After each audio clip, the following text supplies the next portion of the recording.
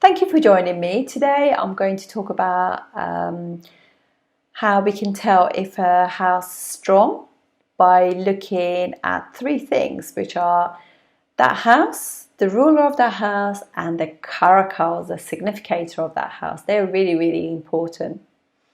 So let's start with the first house. First house is us, is our constitution, our personality, our character.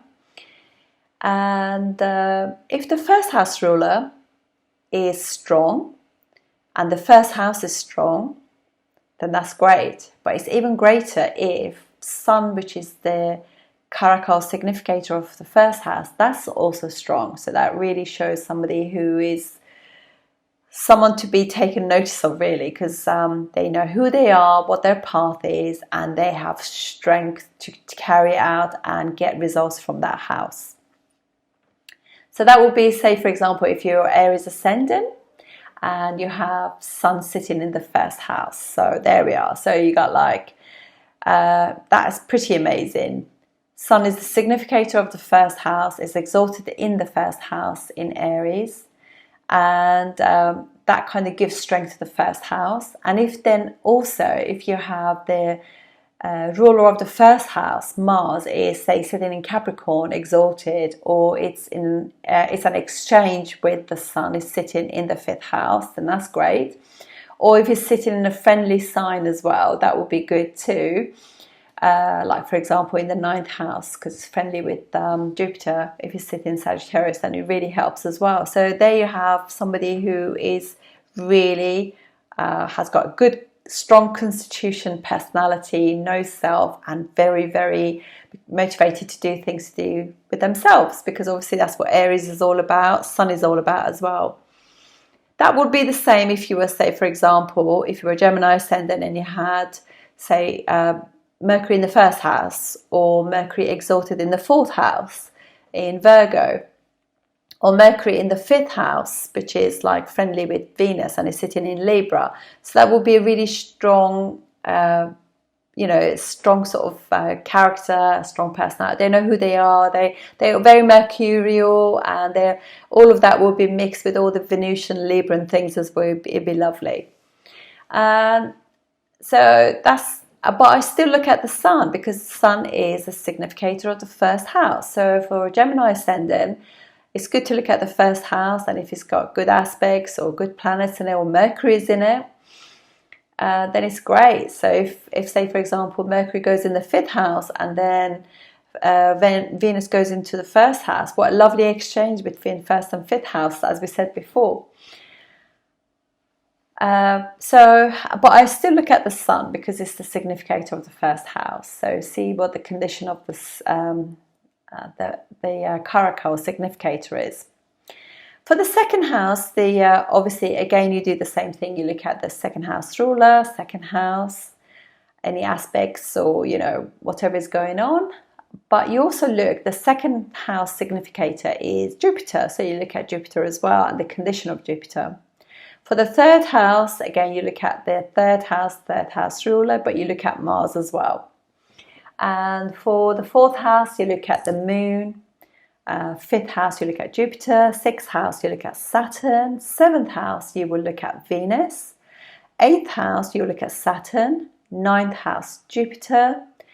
10th house, I tend to look at Sun, Mercury and Saturn. Some people look at Jupiter as well. I don't look at Jupiter. I look at just those three for 10th house. 11th house significator will be Jupiter, and 12th house Saturn. So these are as well as the houses, house lords as well. So this will give you some idea about what's going on. So for example, if you were looking at the ninth house, and say Jupiter was debilitated or in poor kind of condition, combust or something like that, that person's education, higher education, might suffer or will have breakage in it. or it could be that they go far away distance in a different country to actually do their education, or they could be that they have an issue with their father, or their father was absent when they were growing up as well. So you always look at all those things as well in order to fulfill that. If, say, for example, again, if your 11th house, you have say you have Saturn sitting there, or you have Mercury sitting there, but it's in a friendly condition.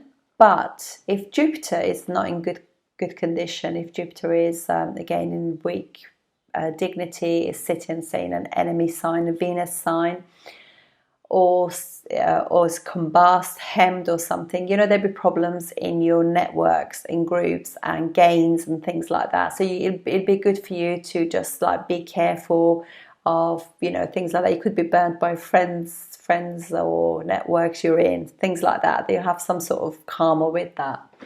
So this is how you see the strength of any house. That's definitely, and I would really look at this in the D1 really, rather than the other houses, the other Vargas. But for the Vargas, you would look at the Varga, like for example in D9, you would look at Venus, for example. For the D7, you look at Jupiter, because that's the significator of that particular Varga. Or D3 will be Mars. So this is, how, so for example, if you're D3, if your Mars is debilitated for your 3rd house, so to see how brave you are to get through the life. And if Mars is debilitated, that you need to, in order to express yourself and get the best out of life, and so that people don't abuse your good nature, you need to work on Mars, and to get that strong in order to be able to express yourself. I mean, obviously with that you can also use Mercury as well, but the more you work on Mars, because Mars is a logical planet. When you work on it and get it strong, Mars is not going to be aggressive in order to get what it wants. When it's logical, it kind of knows when it's a good timing to approach things. You can also, obviously, I think it's always good for everybody to work on Mercury anyway, just get more out of life, because today's world is very much Rahu and Mercury life for everyone really, so it's worthwhile looking at those. But these kind of give you like so if a planet is weak in your chart, but look at when you work at it, the signification of that planet gets strong as well. So if you work on Venus, if Venus is debilitated or in a weak condition in your chart, then it actually uplifts your 7th house. You can always look at the house opposite for answers to those issues as well.